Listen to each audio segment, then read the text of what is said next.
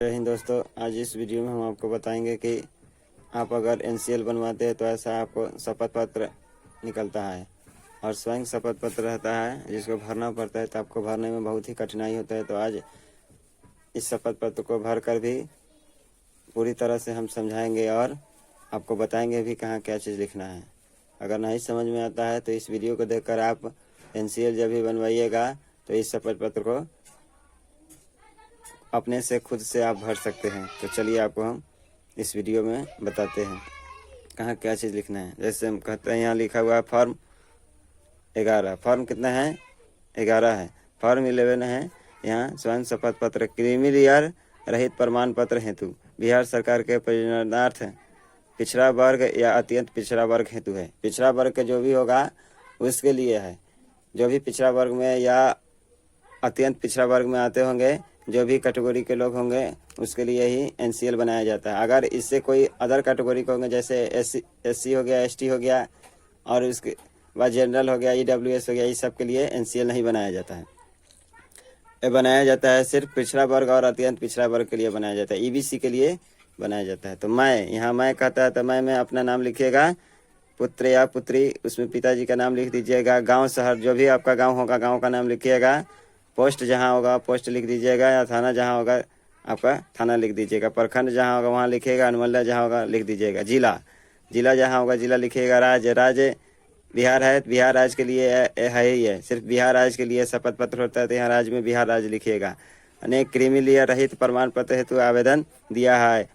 एतद द्वारा शपथ लेता या लेती हूँ। अगर महिला होगी तो लेती हूँ, अगर पुरुष होगा तो लेता हूँ।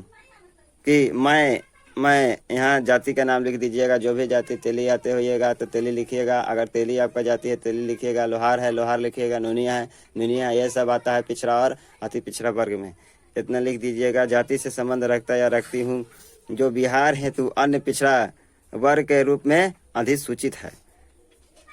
इतना सब लिखने के बाद यहाँ से यहाँ 2 नंबर में यहाँ दिया हुआ, ये 1 नंबर में दिया था, 2 नंबर में दिया, यहाँ पढ़ लीजिएगा। पढ़ने के बाद यहाँ 4 नंबर में चलिए, यहाँ 4 नंबर में दे रहा है यहाँ या यहाँ दे रहा है मेरे माता पिता के वेतन से वार्षिक आय, यहाँ शून्य लिख दीजिएगा शून्य शब्दों में। उसके बाद इतना ही इसको यहाँ भर दीजिएगा, इस खाली स्थान पर यहाँ शून्य लिखिएगा।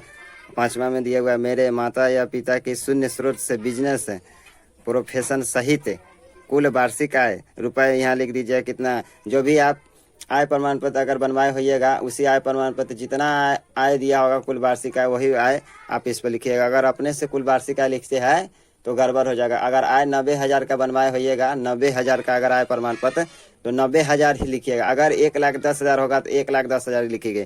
यहाँ अंक में लिख दीजिएगा और उसके बाद इसके बगल में शब्द में लिख दीजिएगा। जितना दिया हुआ 1 लाख लिखा होगा तो 1 लाख रुपये मात्र लिख दीजिएगा। 90,000 लिखा होगा तो लिख दीजिएगा 90,000 रुपये मात्र लिखिएगा। उसके बाद सारा चीज़ हो जाएगा। इसको यहाँ से यहाँ 6 नंबर को यहाँ से यहाँ तक पूरा पढ़िएगा। उसके बाद यहाँ स्थान लिख दीजिएगा, दिनांक लिख दीजिएगा जिस डेट को आप जमा करने जाते हैं, और यहाँ ऊपर लिख दीजिएगा आवेदक, यहाँ आवेदिका का हस्ताक्षर, ऊपर अपना नाम लिखिएगा और नीचे सिग्नेचर कर दीजिएगा। और इस फॉर्म को जहाँ से भी एनसीएल आप बनवा रहे हैं उसको दे दीजिएगा और वो इसको स्कैन करके PDF में बना करके वो अपलोड कर देगा। ये